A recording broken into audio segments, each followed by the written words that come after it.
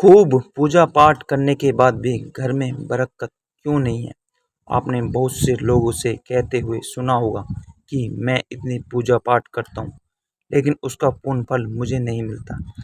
इस वीडियो में उसका कारण बताएंगे। जाने अनजाने में कुछ लोग पूजा के दौरान कई तरह की गलतियां कर बैठते हैं जिसकी वजह से उन्हें फल नहीं मिल पाता है और पूजा अधूरी रह जाती है।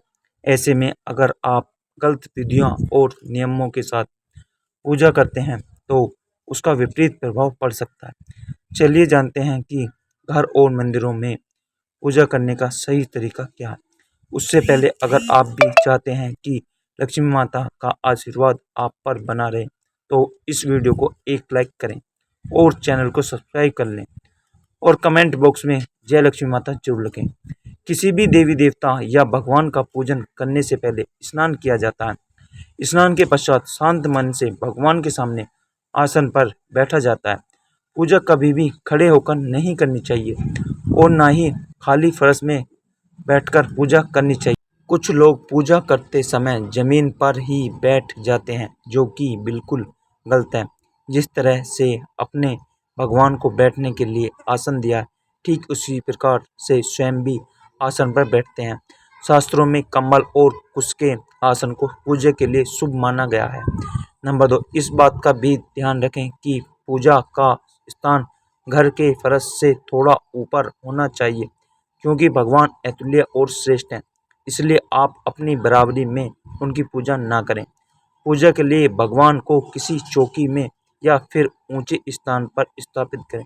इसके अलावा पूजा घर में देवी देवताओं की मूर्तियों को कभी भी दीवार से सटाकर नहीं रखना चाहिए। पूजन करते समय आपका मुंह उत्तर या पूर्व दिशा में ही होना चाहिए। घर या किसी भी मंदिर में पूजा संपन्न करने के बाद भगवान से अपनी भूल के लिए उनके समक्ष क्षमा याचना जरूर कर लेनी चाहिए। इससे परमात्मा आपके द्वारा जाने अनजाने में की गई गलतियों को क्षमा करते हैं और आशीर्वाद देते हैं। नंबर 3, पूजा घर हमेशा घर के ईशान कोण में ही रहना चाहिए। पूजा करने किसी एक देवी देवता की मूर्ति ज़्यादा बड़ी नहीं होनी चाहिए। घर के मंदिर में किसी भी भगवान की मूर्ति 9 इंच या 5 सेंटीमीटर से छोटी होनी चाहिए। इससे बड़ी प्रतिमा घर में रखना शुभ नहीं माना जाता। बड़ी प्रतिमा को मंदिर में रखना चाहिए। अपने बेडरूम में कभी भी पूजा घर स्थापित ना करें और रात्रि के समय अपनी पूजा घर के पर्दे से ढक कर रखें और घर में काम आने वाली सभी चीज़ें जैसे शंख, घंटी, प्रसाद, बर्तन, दीपक, शिवलिंग और भगवान का शालिग्राम को साफ कपड़ों के ऊपर रखना चाहिए। ऐसा नहीं करने पर हर रोज पूजा पाठ करने के बाद भी आपको उचित फल नहीं मिल पाता है। नंबर 4, शास्त्रों में उल्लेख है कि घर या मंदिर कहीं पर भी यदि आप सूर्यास्त के बाद रात के समय पूजा करते हैं तो इस समय ना तो शंख बजाना चाहिए और ना ही घंटी बजानी चाहिए। ऐसा माना जाता है कि सूर्यास्त के बाद देवी देवता शयन के लिए चले जाते हैं और ऐसे में उन्हें जगाना नहीं चाहिए माना जाता है। इसलिए इस बात का सदैव ध्यान रखें कि सूर्यास्त के बाद घंटी और शंख बिल्कुल ना बजाएं। नंबर 5, अक्सर लोग पूजा करते समय सिर्फ धूप जलाते हैं लेकिन यह गलत है। किसी भी देवी देवताओं की पूजा करने से पहले दीपक जलाना अनिवार्य माना जाता है। ऐसी मान्यता है कि दीपक भगवान के प्रति हमारे भाव, हमारे द्वारा चढ़ाया हुआ प्रसाद, रूप और अन्य कार्यों का साक्षी होता है। अगर आप पूजा करने से पहले दीपक नहीं जलाते हैं तो भगवान तक आपकी प्रार्थना कभी नहीं पहुंचती है।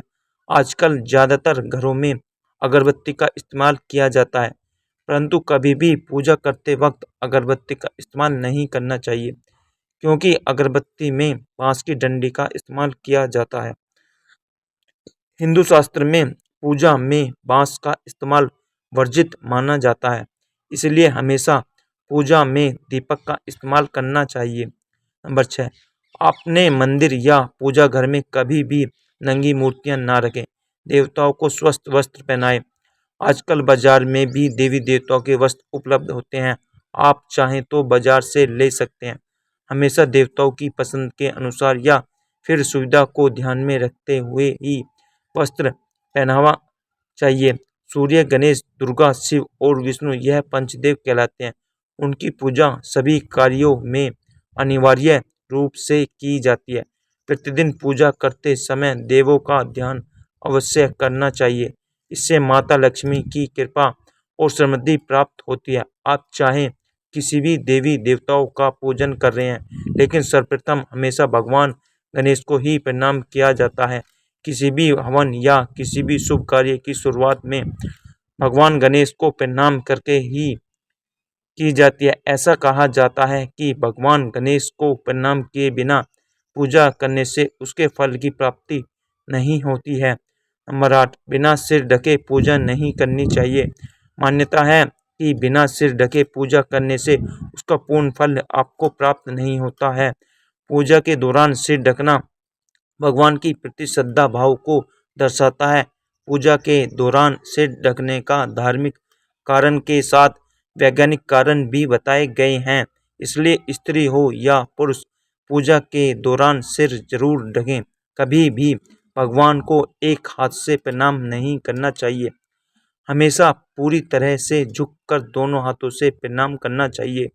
जब भी आप पूजा करने किसी मंदिर में जाते हैं तो आपको मंदिर में जो प्रसाद मिलता है उसे मंदिर में ही खाना चाहिए। पहले आप उसे प्रसाद का थोड़ा सा हिस्सा ही मंदिर में क्यों न खाएं, बाकी हिस्सा घर ले जाने के लिए रख सकते हैं। यह ईश्वर के प्रति आपकी श्रद्धा का प्रतीक है। आप जब भी मंदिर जाते हैं तो आपको एक बार घंटा जरूर बजाना चाहिए। ऐसा माना जाता है कि घंटा बजाने से आपका संदेश सीधा ईश्वर तक पहुंचता है। घर में पूजा करने के बाद शंख घंटी को बजाना महत्वपूर्ण माना जाता है। इससे घर में सकारात्मक ऊर्जा आती है। हमेशा इस बात का ध्यान रखें कि कभी भी दीपक से दीपक नहीं जलाना चाहिए। शास्त्रों के अनुसार जो व्यक्ति दीपक से दीपक जलाते हैं वह रोगी ही होते हैं। नहाने से पहले कि भगवान को चढ़ाने के फूल को तोड़ लेना चाहिए। नहाने के बाद फूल तोड़ने पर फूल स्वयं को चढ़ाया हुआ माना जाता है, ऐसा शास्त्र में कहा गया है। पूजा पाठ करते समय या फिर किसी भी समय दीपक, शंख, भगवान की मूर्ति, यह तस्वीर, सोने के आभूषण और शालिग्राम को कभी भी सीधे जमीन या फर्श पर नहीं रखना चाहिए। मंदिर में पूजा के समय भगवान की आरती करते समय भगवान विष्णु के सामने 4 बार, सूर्य देव के सामने 7 बार, देवी दुर्गा के सामने 9 बार, शंकर भगवान के सामने 11 बार और गणेश जी के सामने 4 बार आरती गवानी चाहिए। इससे पूजा पाठ का सकारात्मक फल मिलता है। आपको किसी भी मंत्र का जाप करने के पश्चात आसन के नीचे की भूमि को स्पर्श कर नेत्रों से लगाना चाहिए। इससे आपको जप के पूर्ण फल की प्राप्ति होती है। नंबर 12, अगर आप किसी खास प्रयोजन के लिए कोई पूजा अनुष्ठान करते हैं तो उसमें दिए गए संकल्प को पूरा करने में ज़्यादा समय नहीं लगाना चाहिए। अगर आपने कहीं किसी को दान करने का संकल्प लिया है तो उसे जितना जल्दी हो सके पूरा कर देना चाहिए। संकल्प को पूरा करने में देरी से पूजा अनुष्ठान का पूरा लाभ नहीं मिल पाता है। नंबर 13, किसी को भी कोई वस्तु दान दक्षिणा हमेशा दाहिने हाथ से ही देना चाहिए। एकादशी, अमावस्या, कृष्ण चतुर्दशी, पूर्णिमा, व्रत और श्राद्ध के दिन बाल और दाढ़ी नहीं बनानी चाहिए।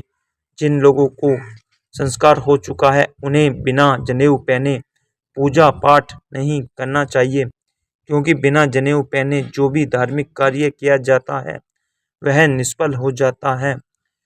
सभी हिंदू घरों में पूजा पाठ या अन्य धार्मिक कार्यों में इस्तेमाल करने के लिए गंगा जल रखा जाता है। लेकिन क्या आपको पता है कि प्लास्टिक की बोतलों में या किसी अपवित्र धातु के बर्तन जैसे एल्युमिनियम और लोहे के बने बर्तन में गंगा जल नहीं रखना चाहिए। गंगा जल तांबे के बर्तन में रखना शुभ रहता है। अगर आप पूजा करने के लिए मंदिर जा रहे हैं तो आपको हमेशा घर से लोटे में जल ले लेना चाहिए। कभी भी मंदिर में रखे जल से ईश्वर का जल अभिषेक नहीं करना चाहिए। जब भी आप जल चढ़ाकर मंदिर से वापस आएं तब आपको ध्यान देना है कि जल का लोटा कभी भी खाली वापस ना लाएं। यदि आप जल भरकर मंदिर से वापस लौटा लाते हैं तो इससे शुभ फलों की प्राप्ति होती है। नंबर 16, हर रोज लक्ष्मी स्तोत्र या कनकधारा स्तोत्र का पाठ अवश्य करना चाहिए। यह धन प्राप्ति और दर्शन करने में विशेष फलदायी माना जाता है। यह एक चमत्कारिक स्तोत्र है जिसके पाठ से माता लक्ष्मी की आप पर कृपा बनी रहती है। इस स्तोत्र की खासियत यह है कि यह किसी भी विशेष माला या पूजा पाठ की मांग नहीं करता है। पूजा अर्चना करने के बाद आप इनका पाठ कर सकते हैं। साल 2024 में आपको रोज लक्ष्मी स्तोत्र या कनकधारा स्तोत्र का पाठ अवश्य करें, जिससे आपकी उन्नति होगी और धन की बचत भी होगी। वास्तु शास्त्र के अनुसार बहुत से लोगों में आदत होती है कि खाना खाते समय पढ़ाई या काम की चीज करते हैं, वह बहुत अशुभ माना जाता है। साल 2024 में आप इस आदत से बचें। यह आपके धन के साथ साथ कई चीजों के लिए नुकसानदायक साबित हो सकता है। खाना खाते ही पाचन क्रिया शुरू हो जाती है। अगर आप खाते समय पढ़ाई या फिर काम करते हैं तो इसका असर आपकी पाचन शक्ति पर भी पड़ता है, जिससे स्वास्थ्य संबंधित समस्याएं बननी शुरू हो जाती हैं। इसलिए आप इससे बचें। जय श्री राम। वीडियो अच्छी लगे तो सब्सक्राइब करें और लाइक करें।